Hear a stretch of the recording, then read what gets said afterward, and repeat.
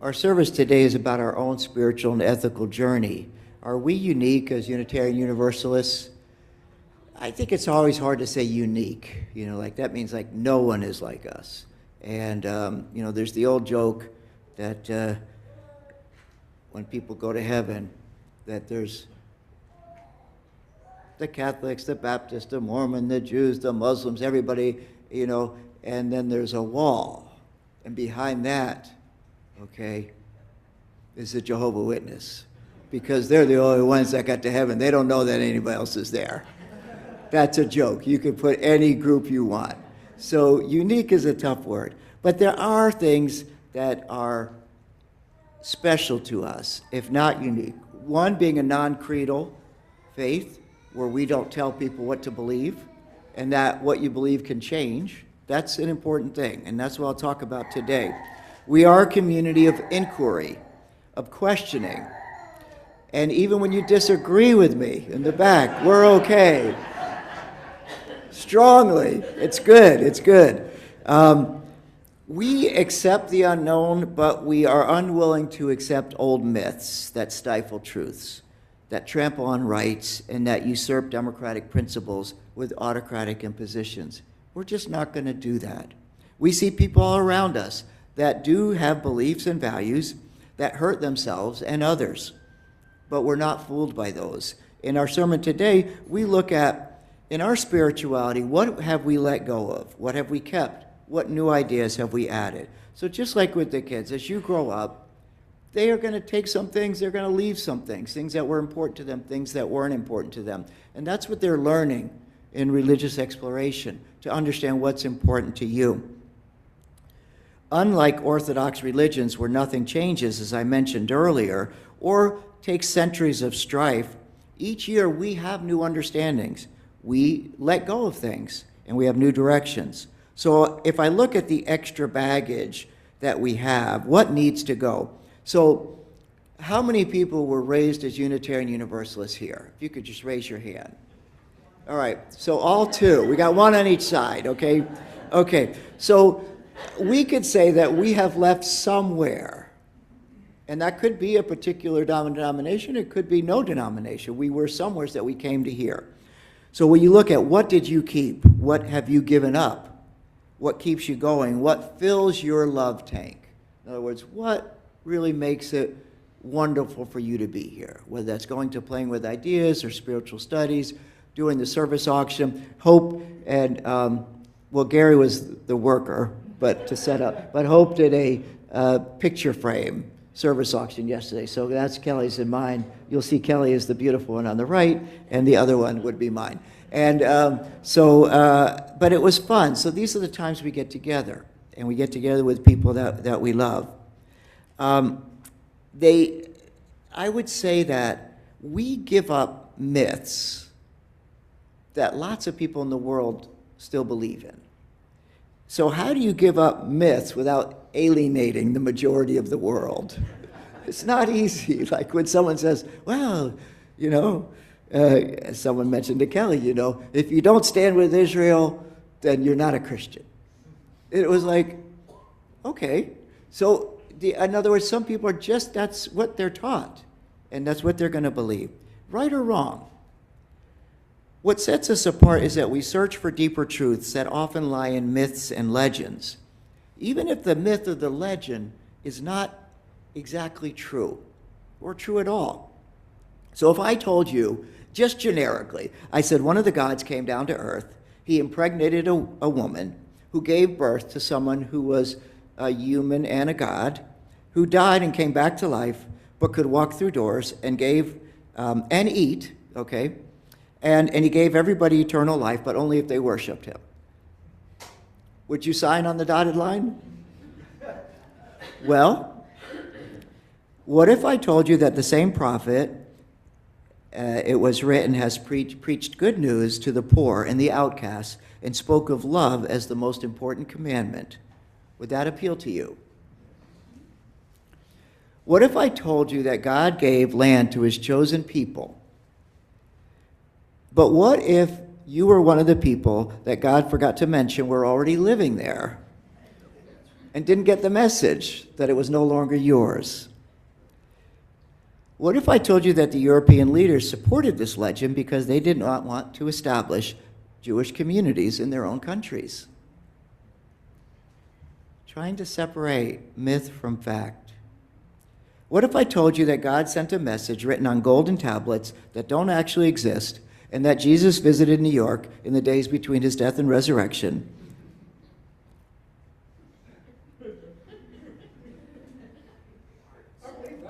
Right. But what if I told you that the values and community have made this one of the largest growing religions in the world because of what they value? What if I told you that all Jews and most Christians and all Mormons got it wrong, that Sabbath is on a Saturday, not a Sunday, and we should form a whole new denomination because of that? What if I told you, the Seventh-day Adventists, okay? What if I told you that this same faith promotes a vegetarian lifestyle and a sustainability philosophy to sustain our health in a healthier world? What if I told you that your soul is an actual identity that moves from creature to creature over millennia through reincarnation, and that next year you might be a moth or rodent because of your karma? Most spouses might be sending you there, okay? But what if I told you that detaching from greed, ego, wants, etc. will free you, and the consequences of your thoughts or your actions, which might be your karma, will actually affect the rest of your life, and that if you make those changes, your life will be better? So I can go on, but you get the point. There are certain faiths that literally will tell you, this is what you have to be, this is what you have to do, this is how you have to act. And they're based on myths and legends that are just not true. However, there is truth in, I would say, nearly every faith, in every secular tradition that we can learn from. All are taking fragments of truth and often well-being or well-intentioned, not always, trying to create an answer to a human dilemma or an existential question. The problem is when that answer becomes such a dogma that if you don't believe in it, you could be hurt or even killed, and certainly separated. So there are some faiths where you leave that faith, the family will never talk to you again. As most of you know, the last person burned at the stake during the Inquisition was a Unitarian, Miguel Cervantes, and he wasn't even burned by the Catholics. They tried, but he escaped. He was killed by the Calvinists. So I go back to the truths that we are expressed in most religious faith. We glean from those traditions because as we glean from science and nature, we also glean from the philosophies around us that have been here for a millennium. As I've said before, when in doubt, always go to natural law first. Natural law doesn't lie. It doesn't misrepresent the facts. People do, and often to prove a point that in fact might not be true. So we have an important responsibility, and I think that it's not unique, but it's special. We're not asked to be better than others, greater than thou. We're not asked to be gods, but we are asked to be enlightened. It's not a popular word these days, enlightened. In fact, some people call it woke, right? It's a shorter version of enlightened. We are charged to promote our principle of a responsible and free search for truth and meaning. So we do it for ourselves, but we do it for others. Now, we often hear things that are so outrageously false or crazy that we just want to shout out and discuss. These last couple weeks, African American ministers throughout the United States have had to push back on the rhetoric that the recent right-wing leader who was killed was a martyr in Christian terms. They had to point out that what they saw as comments that were anti-black, anti-immigrant, anti-acceptance were unchristian in their minds. And they said it from their perspective. They said, this is how we see it. We see it differently. And I think that's how we're called to invoke this principle. How many of you put up Christmas trees? Which is show of hands? Okay, so you all are going to hell. Okay, I just want to make sure.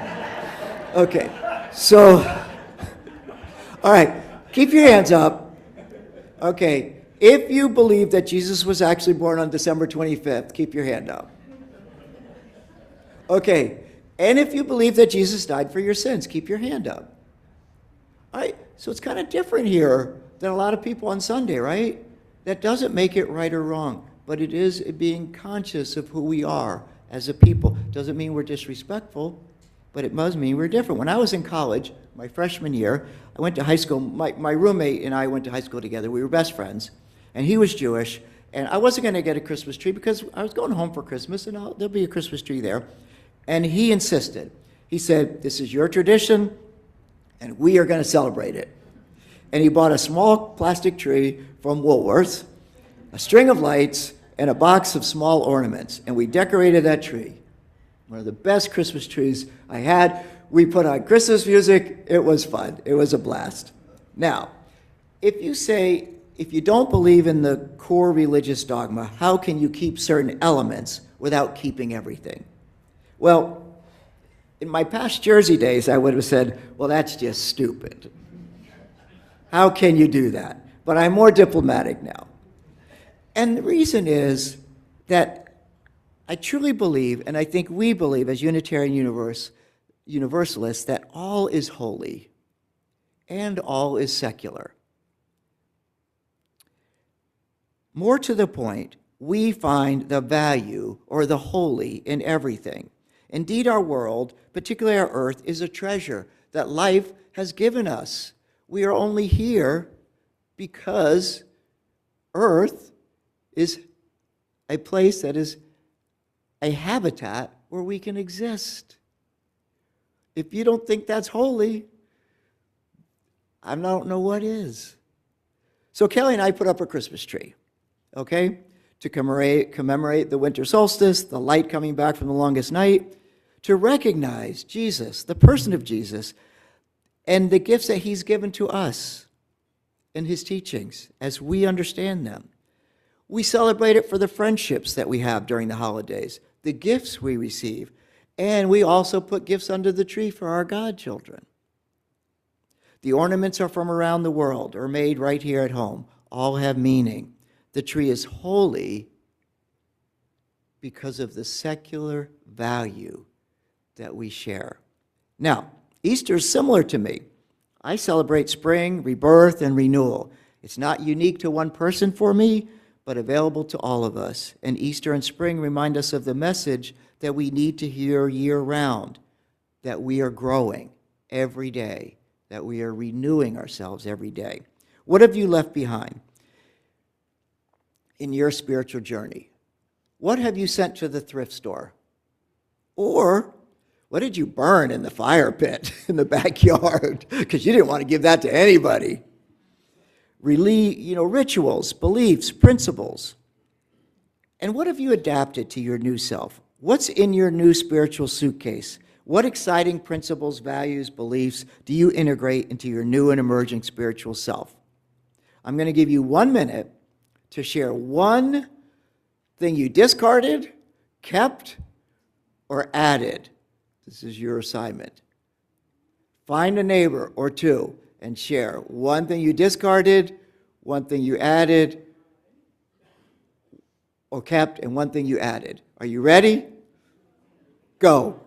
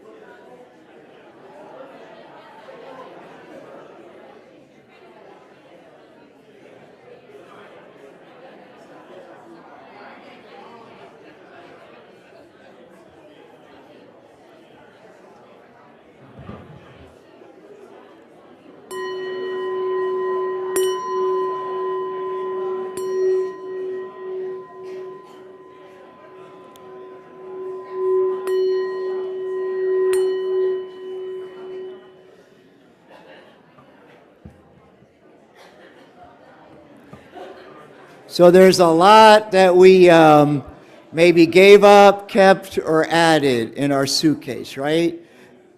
And the reason why I bring that up is because being intentional about it, we have to understand that some people have the same suitcase from 1952 and have not changed an iota. And Muhammad Ali had a famous quote and said, if you haven't changed your mind in the last 30 years, then you're not alive. And here we do change things.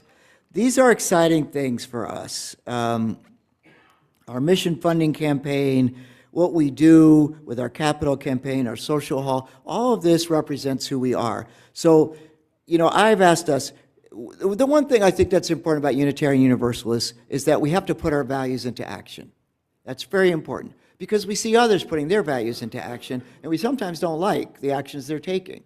Well, that's how we have to put ours into action. So I've asked us to communicate weekly with a government official or political representative, even something positive. I really like that we're doing this. I don't like that we're going to close the government down. You know, those are things that we can send because that's part of our democratic process, another of our 7 basic principles. I want to recognize you for being intentional about investing your hard-earned money toward meaningful values to you, like mission funding or our capital campaign. In the past, our members have pooled their donations for WJCT Public Radio so that we could make a charitable donation here and buy ads promoting the church. Well, we're going to be ready with our new campus in January, so I'm going to be asking the board for us to be able to do that again. These are exciting times for us because in all of these disruptions going around in our city, the state, the country, and the world, it's a great opportunity for us to distill through the noise and intentionally create quiet space to know what's truly important to us. What is the meaning of our lives? Rational people we tend to be, but we're rational with a strong spiritual base, a core of values. How do we apply and preserve the old truths, apply the new ones that make decisions for our own truth and meaning? I hope you enjoyed the service today with the kids and the singing, because it just represents the joy of who we are in all of the problems going on in the world. You have a unique role in this world as a rational people with deep roots in spiritual values. We, as Unitarian Universalists, bring clarity to the world. We debunk hurtful myths, and we promote justice, especially for the most vulnerable. We have a lot of work to do. Thank you. Thank you.